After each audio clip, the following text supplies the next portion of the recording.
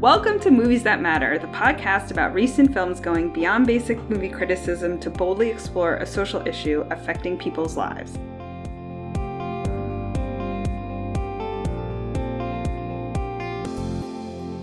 I'm Nicole Finari, and with me today is... Lexy. And what movie are we overanalyzing this week? We are talking about Elemental. So, the film journeys alongside an unlikely pair, Ember and Wade, in a city where fire, water, land, and air residents live together. The fiery young woman and the go-with-the-flow guy are about to discover something elemental. How much they actually have in common. both going to discover something elemental. I don't know why that line just tickled me. It's terrible. I don't write these things, people. What did you think?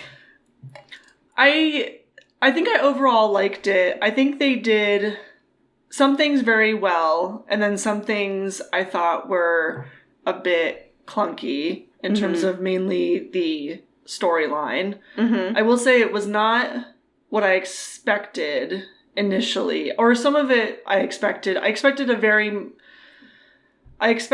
a very clear-cut Romeo and Juliet parallel in kind of a fun, fantastical world. And there is a romance, but I hadn't really looked up the synopsis. I hadn't looked up anything besides the initial trailer. And so I didn't realize that there was a more focused immigrant storyline, which we'll talk about later. I had no idea that was coming, so that was kind of a nice surprise. So the extra amount of storytelling was a nice surprise, but then I thought specific parts of the plot points there were other parts that I thought were a little clunky. Okay. That is, exactly what I predicted you would say. Oh, really? So, Justin and I went and saw it, and he was like, well, what do you think Lexi's going to say? And I was like, I think Lexi's going to overall be kind of positive on this. He was like, fair enough, because I hated it. It was, torture sitting through that movie for me. I was just like, it's not the worst movie I've seen for the podcast, for sure. But... I didn't like it. Okay. I thought it was clunky and cliched and just, especially compared to a Pixar standard, it was terrible. Yeah, not their strongest. I will agree with that. Did you see it in 3D? No. Oh, that's right. I think we talked about this. Yeah, I saw it 2D. Just normal. I think it was it was a standard screen. I thought it might have been Dolby, but no, it was just the standard screen. So I'll just get this out of the way because I saw it in 3D. No. Don't do it. I can't say that they made particularly good use of the 3D technology. There is absolutely no reason to see this movie in 3D. And so I will say point of failure number one, it was like, okay, come on, man. You did some gimmicky stuff, but you didn't make good use of the format, so that was, a disappointment. Okay. Yeah, this will be an interesting episode then. Yes. Yeah, so I think in terms of getting into more specifics of what I did like, I think there were specific scenes that I really loved. And I think there was a lot of overall good messaging, even though in some ways it was definitely cliche. I would agree with that. I love the scene with her and her dad in the shop at the very beginning. The world is very, very cool. The idea of the elements is still fun. Yeah, so I did not. Oh, okay. I didn't like the world. I was like, none of this really makes any kind of sense. There was no internal inconsistency between whatever the laws of physics were in this world, which was annoying. I was like, I don't it's trying to be cute, but it's not hanging together well for me. I thought it was pretty lazy on the world building front. I was like, what are the trees here for? Do they need air and water? And I just the baseball game, the cloud game. It was fine, but it was just the train system. You're like, why does it run on water tracks? That doesn't make any sense. It was a very water focused world. Yeah, there was things that didn't really I didn't know what they were trying. It was like, oh, isn't this fun and cool? But I'm like, yeah, but you didn't really think it through. And so I just didn't, I was like, I didn't like the world. I would say for the animation, most of it was kind of fine. I think my favorite scene was when she's in the water bubble. That was definitely one of the scenes that I really loved. So I thought like the animation there was really beautiful and really impressive. But other than that, I was not pretty, like, it's really hard coming off of, I think, also Across the Spider-Verse. Oh, yeah. When you see, like, somebody who just meticulously thought out every piece of world building, every piece of color and line that they put on the screen to go to something like this, which just seemed really ham-handedly thrown together. It's a big letdown. Yeah, I mean, Across the Spider-Verse is definitely a masterpiece unto itself. Yeah.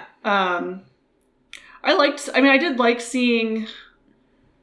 and maybe I just didn't, like, pay attention as much. I didn't mind, like, looking at the world. I thought it was still, like, fun. And I also liked, just, like, seeing how they might do different things because of their element, or, like, the comment about, like, why do they even have these fences here was, like, kind of funny. Yeah. Because they can just go... the trees out, I guess. Yeah, because they can just... Yeah, the trees are the only ones that are kept out by those fences.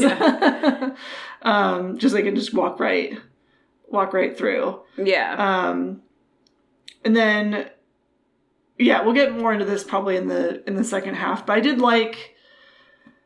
I liked a lot of the points that they were trying to make about, you know, their family coming from a different land and having to be somewhere that they're not welcomed. And there's a lot of parallels with, you know, what someone might feel as an immigrant coming, you know, into a country like the U.S. And so I thought there were lots of, like, great, like, lines and points being made. I do think it's points, it felt very like, you are explaining to me this thing, rather than, like, a more natural scene occurring. Yeah, exactly. Yeah, there was a lot of tell, but then even then, the tell didn't make a lot of sense, because I feel like they make a point of telling you this is the second wave of immigration in the beginning, and you're like, what happened to the first wave of fire people who came here? And then Justin pointed out, they were like, why was the fire grandfather so mad that they left in the first place? And why were they the only ones who left? Like, what was going on with the fire? I was like, so, like, their shop alone got burned down, so they had to leave? Like, that didn't make a lot of sense. Like, there were just a lot of things that kind of don't make any sense. Yeah, and that's where I think the story gets clunky. And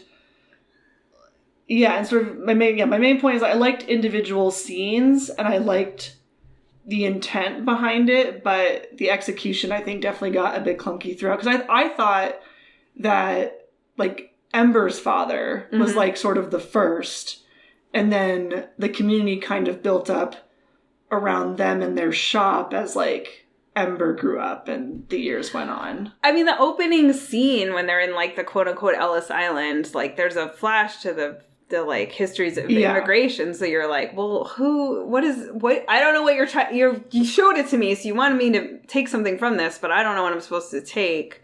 I definitely felt like the non-ethnic, but having all these weird mishmash of ethnic things in this immigrant family was problematic.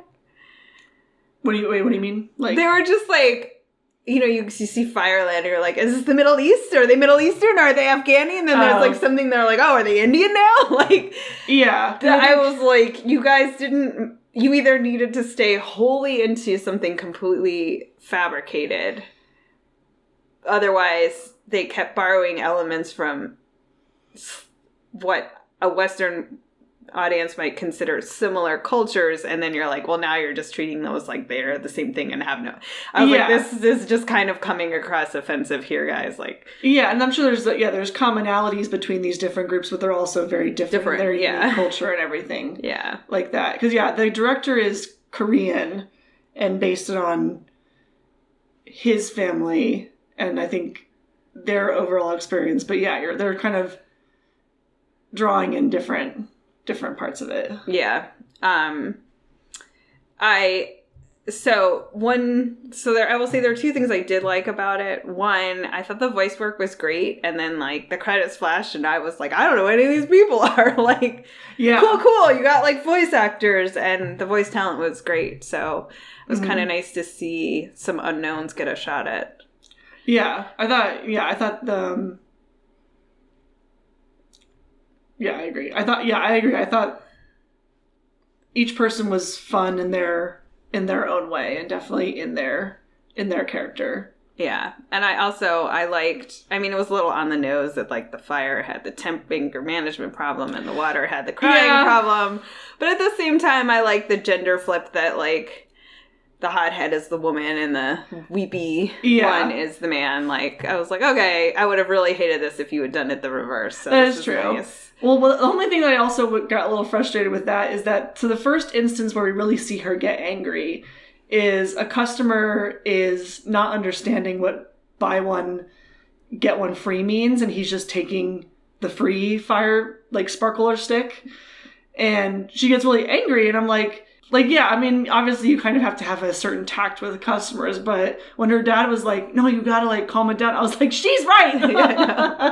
I was like, so what, you're supposed to let him steal from the shop? Like, I had the same thought. No, I did. And yeah, and then so then like in the plot line, like she gets really angry at things and he's like, it's a cover for something else you're really upset about. And I was like, I mean, those were legitimately irritating experiences. Well, and also, I guess I think we'll get into more of the things that I liked when we talking more about the matter. Mm-hmm. But, because I think, so the internal struggle of her wanting to do her own thing, mainly this glass art versus owning the shop, I thought it came a little out of the blue. I do think they do a good build up of her playing with the glass and using it in different ways. But from the very beginning, she very clearly seems like she's interested in being in the shop. And so then when she has this kind of existential crisis, I was like, I get the, pushing things down and existential crisis, but I got like, maybe it's just me, I just got zero of any other sort of goal before that point. Yeah, no, they show her like as a kid being in the shop and her growing up there. And that scene was so lovely with her and her father, and they're like playing together. Totally agree with you. Like, it comes really out of the blue that in fact this isn't the thing that she wants to do. And I'm like, you could have left some like Easter eggs in there just for like, Reese's Pieces for us to follow along a path here, because like it does seem to come out of nowhere. Yeah. I also did not like, though, that, this is a minor point. I recognize that this is a minor point, but I feel like we had made a lot of progress. And then you have the guy who's, like, intentionally drawn to have a not stereotypically, like, attractive male physique. There's a joke about that in the movie. Oh, in the beginning when he appears, yeah. And then she, of course... very pretty, eyelashes, teeny tiny waist, and I'm like, very short skirt. And I'm like, did we have to do that? Like, do we have to give another representation on film? And then there's jokes about like her being out of his league. And I was just like, do we have to do that? Do we have to keep sending this message? Yeah, that's true. So that got on my nerves.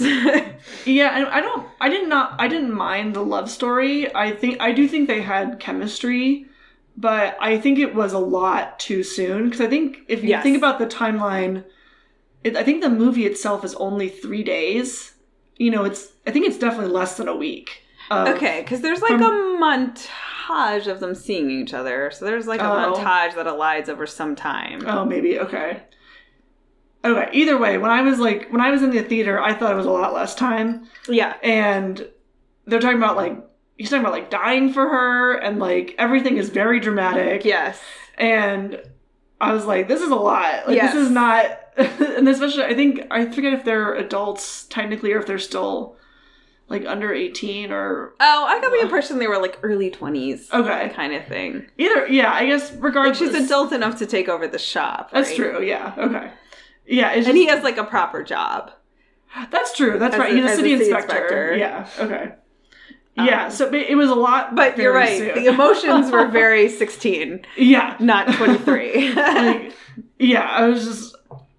During parts of... I forget the exact lines of what they were saying, but during certain parts, I was, like, kind of chuckling because I was like, this is really dramatic. Like, what is going on here? I know. You kind of want to be like, girl, red flag. Red flag. Yeah. This guy is love bombing you. Get out. Get out. Yeah. And I did, like... the scene of them, like, dancing together after they have this whole experience at the museum. I thought that was, like, very lovely and a very, like, sweet scene. But, yeah, he was so into it. Yeah. That I was thinking... like, let's move to a new place together. I was like, whoa, that's a lot. Like, drop everything and, like, do what you want. And it's like, this is not how this is supposed to... I understand your intent, but this is not how this works. Yeah, exactly. But again, I'm with you. I will absolutely credit the voice actors that their chemistry came through. Mm-hmm. So it would have been a lot more problematic. But like I did, get a little swept away. Like I thought that their interactions were always really good. So, but yeah, it was definitely like, run, girl, run. I'm just like, give it some more time. Yeah, and then I will also say, like, I didn't really understand what the problem they were trying to solve was. Like, I was like... Yeah. I was like, why can't you come fix the door to this canal? Yeah, that was a weird... and I guess, like, it's supposed to make way for the flooding in the end of the movie. But, yeah, it seemed like Wade pissed off the city group or city people that would actually... fix it as a part of their job, and so they wouldn't do it, and that's why she has to do it with glass. But it was a very weird side thing. And then the cloud woman is like, oh, it's tempered, great, and then it still breaks later. Although I did think about that. And I think, again, I thought, and they didn't even go for the clunky explanation, like, as an allegory about, like, how immigrant communities are discriminated against. Like, I thought it was weird. Like, none of the city people ever said, like, well, we're not going to fix it because it's, like, a bad neighbor. You know what I mean? Like, like those people don't. Yeah, like, no one ever said, like, I was like, there didn't seem to be any systemic discrimination. And you're like, well, then what is this movie about? Like, yeah. Well, there is a lot of commentary about, like, existing in certain spaces. Right. I mean, like, this is, like, a thing that has happened, right? Like, Chicago has had wars over garbage pickup where they're like, they just don't pick up garbage in black neighborhoods. Like, and they neglect places. Yeah. Based on, socioeconomic status and race. Yes. And so it was like, I feel like that's the point you wanted to make, but you didn't write it into the story, and now I'm just confused. Like, yeah. Yeah, because they have it with... They have it with the... And I guess this is getting into what I liked about the movie, is that I think it is nice to put these situations into movies and bring more visibility to them, especially for, like, younger audiences who are going to be seeing this movie. And that, they try to address, even if not all of them, they try to address different facets that at least I haven't always seen on screen in, like, a kid's scenario of, like, she's, like, not allowed in the museum, or like, there's more about, like, oh, you're, like, English is so good, or the, like, nuances of, like, wanting to be a good, like, daughter because your parents have sacrificed so much, and, like, you're never gonna live up to that. And so there's an immense amount of pressure, but also wanting to find room for your own joy and do things, like, for yourself. Yeah, I mean, I guess that there again, like, there was very little nuance. I think the museum scene would have come off better if, instead of it just being no fire people allowed, it was they let the fire people in, and then the security guards follow them everywhere to see it. Do you know what I mean? Like, it's not it wasn't a very modern allegory if you do it that way. Now we're just back to Jim Crow. Like, Yes, that's true. So I was sort of like, and they okay. are in Firetown, which seems very segregated from the rest of Right. the city. Right, which, you know, and I thought, like, that part where, you know, she goes to his, like, fancy doorman apartment or whatever, and she makes a joke about him being, like, a rich kid and not understanding, and I was like, okay, good. Like, you're sort of building in the world that, like, the water people are better off and, like, maybe haven't thought about, you know, the immigrant community as much as they should. I was like, that's fine, but, like, they really muddied the waters. Like, they couldn't kind of figure out how to tell the story in this world, I felt like. Yeah, and one of my favorite scenes was, I think it's after they leave the apartment and they're talking about, he's like, you're just giving up this, like, opportunity, and she's like, I can't make decisions like you can make decisions. Like, we come from, like, different worlds. I thought that scene, it specifically was very powerful. Yeah, I guess I thought, like, this is not, I mean, we had Turning Red. We've had a lot of, like, immigrant kids. Definitely more recently. Immigrant parents recently, and I was like, this didn't, to me, have anything new to add to the genre. And I also found it a little bit annoying where, like, you know, then she announces that she is going to follow her own path, and the dad's like, great, that's what we wanted all along. And I was like, there's no pushback? Like, yeah. Then what was this whole struggle for? Like, something I thought, like, I was thinking in particular, like, The Big Sick did really well. Where, like, you know, he finally comes clean to his parents. They're really upset. And they're like, we don't support this. Mm-hmm. We don't support this relationship. Call us when you get to New York. Like, you know what I mean? Like, they're like, they give you that indication of, like, obviously they're going to come around in the end. Yeah. Like, they show you that, you know, he was right to be afraid. He was right to be afraid. They are pretty upset about it. And I just was like, you've just undercut her whole life story if the dad immediately was like, oh, that's fine. Yeah, that's true. I agree. Yeah. I mean, I guess that's true. It's not like as original maybe as I was, like, saying it to be. But I thought there was I thought they were trying to make a lot of good points, which I appreciated. Yeah, I like A for Effort doesn't get very far with me. Just because I was really, I just didn't like it. So, but that's fine. Reasonable people can disagree. I don't think we haven't had a good solid disagreement on this podcast in a while, actually. So we're bringing back the MTM controversy. Yeah. I think that's all the points I wanted to make, like, cinematically about the movie. Oh, I thought we were already moving into the next part. Oh, okay. Well, if you have any final thoughts or anything else you that we didn't mention. No, I don't have anything else. Get them off your list. I thought we were already into the next section. Yeah, that's okay. But yeah, so this, like, is operating as, like, an immigrant story. Mm-hmm. I did, and, like, I liked the part where they just immediately, like, changed their names. Yeah. And they're like, what? We'll just make it this. Yeah, and you're like, that happened to a lot of people. Yep. Like, that like, was this is definitely Ellis Island. This definitely happened to a lot of people. I'm concerned about, though, like, why it wasn't so good. And I haven't read or seen anything about it, but I was like, is this Disney? Is Disney just ruining things now? Like, did it get over corporatized?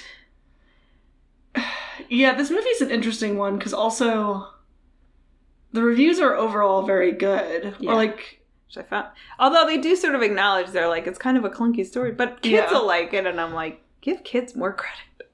Also, it's flopping. Yeah. It's doing very badly. Yeah, so it's kind of I think part of why it's flopping, though, is that if you just watch the trailer and don't, like at least for me, like, I just watched the trailer, I didn't really know much else about it. I wanted to see it because it was Pixar and the elements looked cool. Mm-hmm. That it does look bland. Yeah. And so I think a lot of people see the blandness aspect of it. Like, I was talking to some people earlier today that they also thought it looked bland, and so there's not really anything that brings you particularly out to the theater. And yeah, going back, it was a nice surprise that there was more going on with the story than just Romeo and Juliet.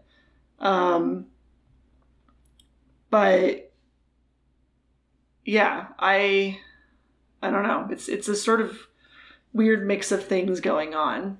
Yeah, I guess to me the concern is that, like, the blandness was the point, right? That they were trying to do something really safe in terms of, like, no rocking the boat, no, you know what I mean? They wanted, like, a safe kids movie, and then what ends up happening when you try to make a safe kids movie is you make nothing, right? Like, and I wonder also if you are then, the timing ends up being particularly problematic, because here you have made this very safe thing and you're sort of competing head to head with someone who really stepped way outside the box, made something incredibly innovative and creative. Yeah. Like, you're talking about Spider-Man. And now you're like, well, why would I go see Elemental, which is this totally, excuse the pun, watered down corporate product, when I could see something that's really interesting and creative, like Spider-Verse, right? So, and I think that's, like, you know, such a sign of the times that, you know, with the reboots and the live actions and all the things, it's like everybody's trying to make this, like, safe bet, and you're like, this is a creative art form. Yeah. You can't, the safe bet works a lot of the time, don't get me wrong, but pretty soon there's going to be nothing left to reboot or copy because you've done it all already as well. Right? If you don't make anything new, what are you going to remake?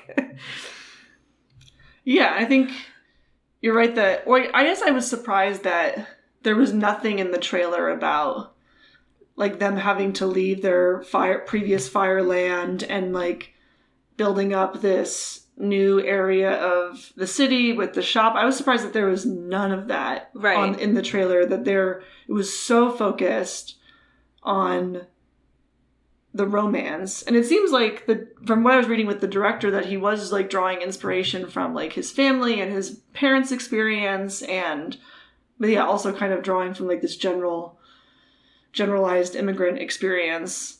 And I'm surprised they didn't highlight any of that in the marketing for the movie. Yeah, I mean, honestly, like, it's funny because there's been some, like, really extreme points in all of our movie-going experiences where you go to watch a movie and you're like, what was that trailer about? Like, what movie was that? Like, because that wasn't this movie. And then oftentimes you kind of come away thinking, geez, like, I'm lucky I've even saw this movie.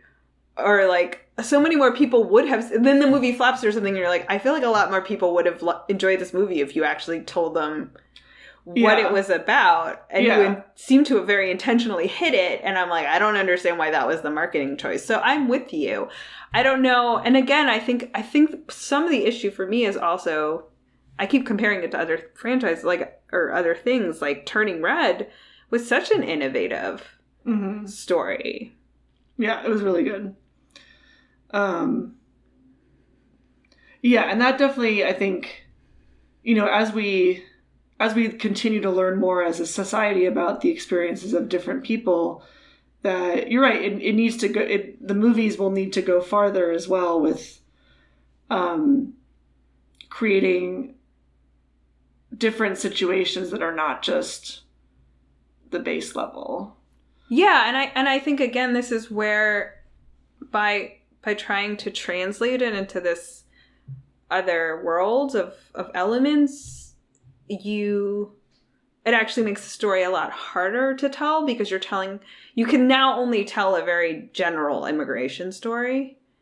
Whereas what made Turning Red good was that it told a very specific, it was about being Chinese American immigrants. Like, it was not about... I think they were in Canada, but... Oh, you're right. My mistake. My huge apologies to our neighbor to the north.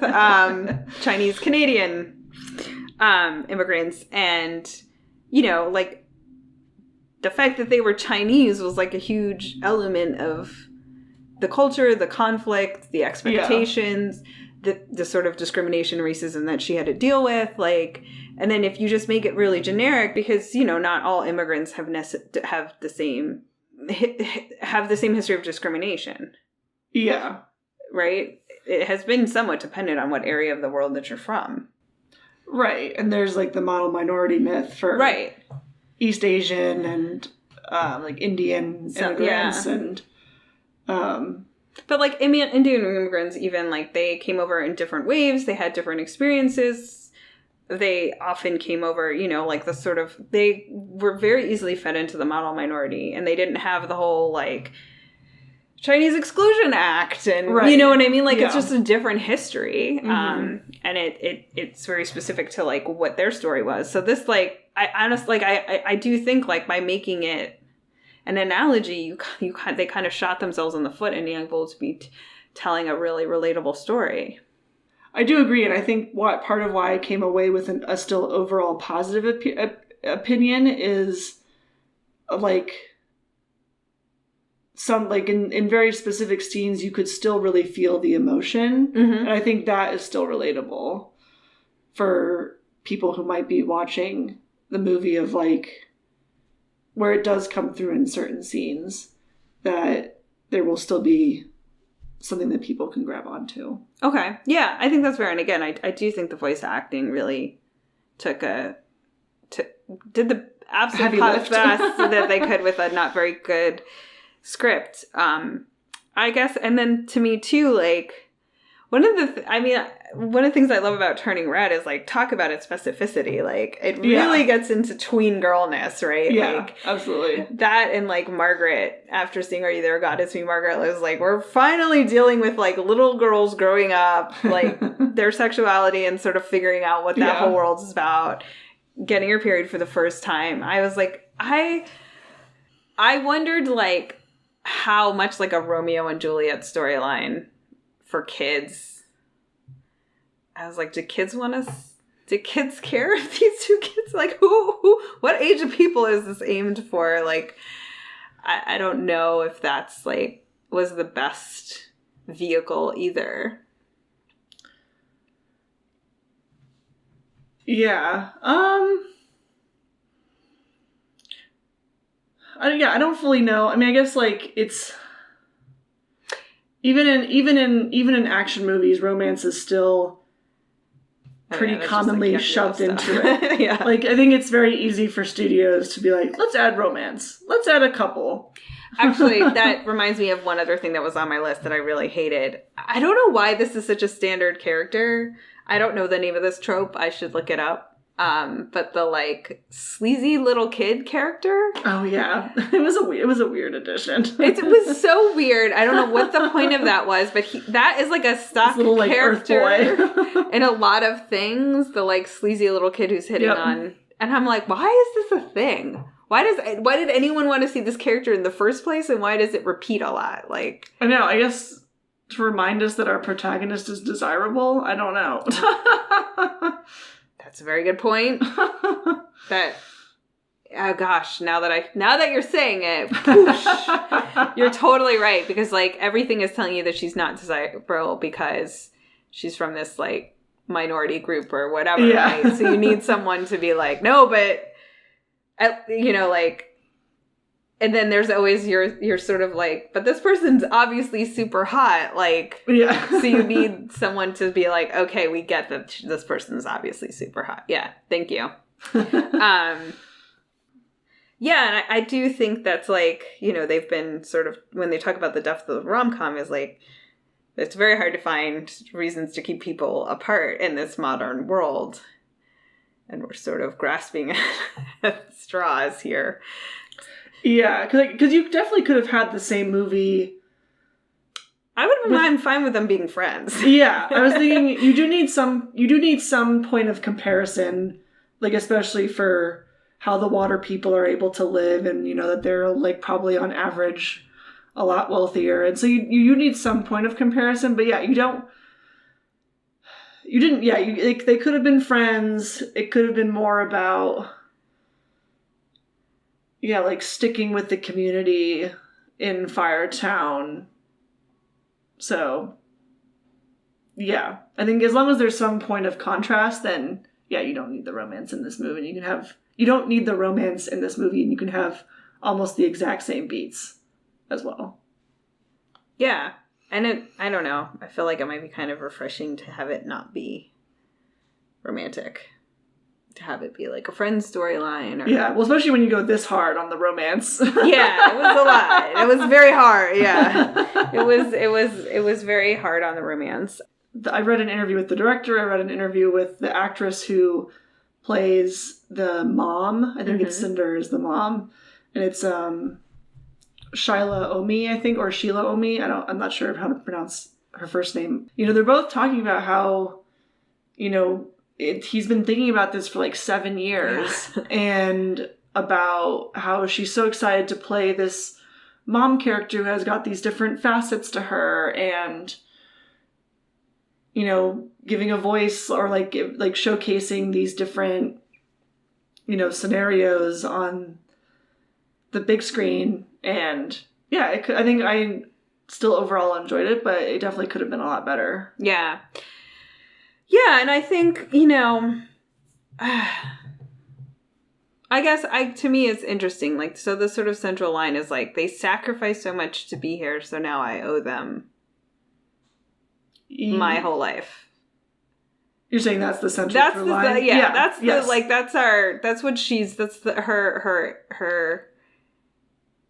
immigrant burden. Duty to family versus doing like what you want for yourself. Right. I think now that we're talking it through, like, I think one of the things that really bothers me about that quote unquote sacrifice is that the sacrifice was not very big. Like, it seemed to me they owned a shop in Fireland. Or Firetown, I forget. Whatever. Their country of fire. They moved to this new city and then they opened a shop. And I'm like, they left family behind and all that. But I'm like, I felt like that.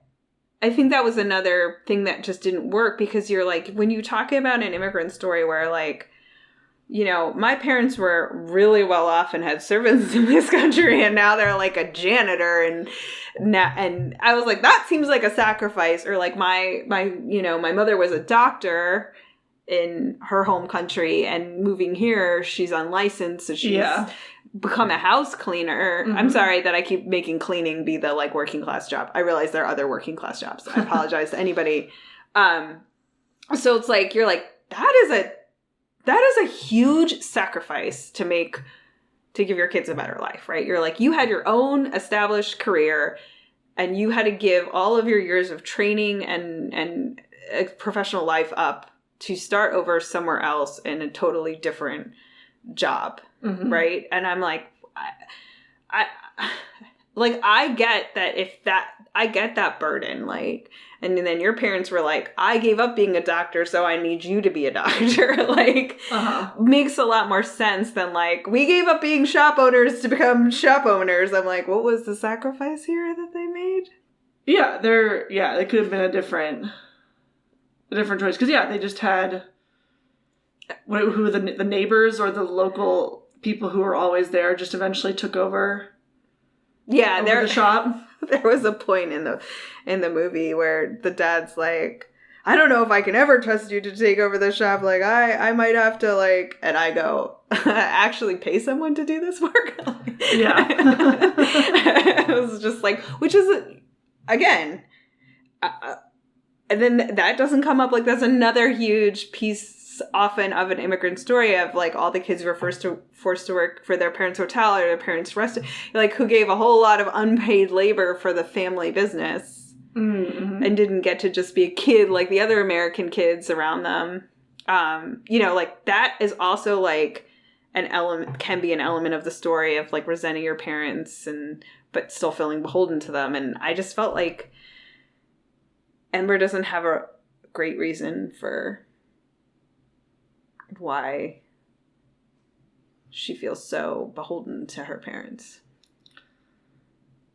Yeah, I guess comes from, like, or just, like, this messaging that she's been inundated with since, I guess, day one of, like, you're gonna be the, like, you owe us. Yeah. But you never hear the parents, they never actually say that. Yeah.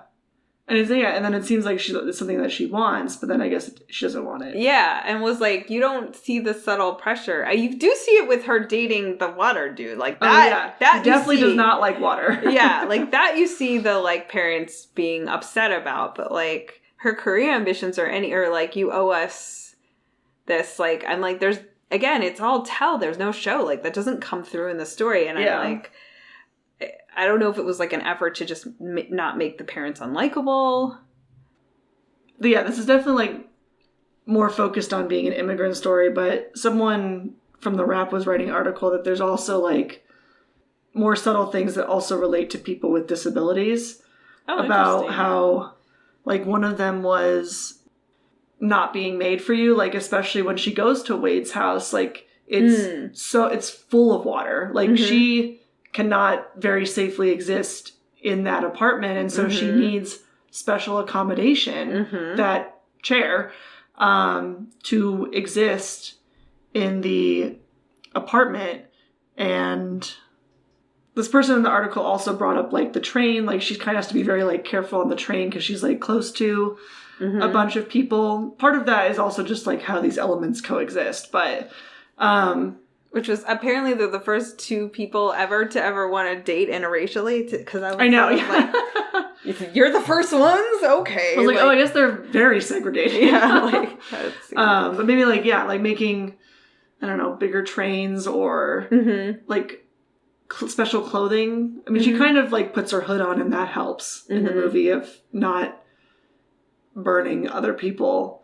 Also, the idea of not being able to access certain spaces like a museum because they're not made for you. Yeah. No, I yeah, that's a really good point. I hadn't thought of it that way. I do think it works better as a disability metaphor or a discrimination for disability than it does as an ethnicity one. All right. Social impact score.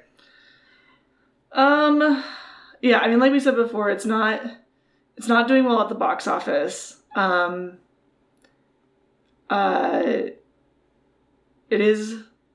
There are better movies that talk about similar issues. So I will give it probably a 3. Okay. Oh, interesting. After all of that, I'm like, yeah, I'll give it a 3. Like, some of the animation was good. Like, the fire and water are hard to animate. Yeah. They did a good job with that, but I'm like, will it keep your kids quiet for 2 hours? Probably.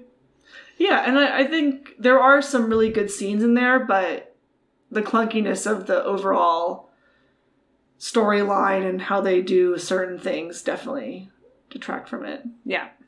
Yeah, I mean, 2 of those points are just for the voice acting. Yeah. So, Justin actually sent me this tweet, but I was going to recommend it anyway. So this is from @JennyE. Elemental's world building feels like an AI tried to rip off Zootopia. Like the robot brain can't figure out why humans will chuckle at jokes like sloths work at DMV, but not the tree working in the customs uses his stump-shaped nose in lieu of a rubber stamp. I definitely took that scene with the tree I was like, wow, you just ripped that off of Zootopia. It's such a great movie. It holds up. And for people who thought a ton about world building, just everything that's so creative about the way the world is constructed in Zootopia is amazing. And I think how they handle the issues of discrimination are just so on point in the movie. It still holds a really special place in my heart. So go watch Zootopia instead. This recommendation is going to be very off topic because it's one of the more recent things in my life that I've been very slightly hyper-focused on. Yay. We just got a litter robot. It's expensive, but I think it's worth it. All right. Hit us up. You can leave a YouTube comment, talk to us on our Facebook page. Our website is moviesthatmatterpodcast.com. Email us at moviesmatterpod@gmail.com. And remember, movies matter. And so do you. We'll see you next time.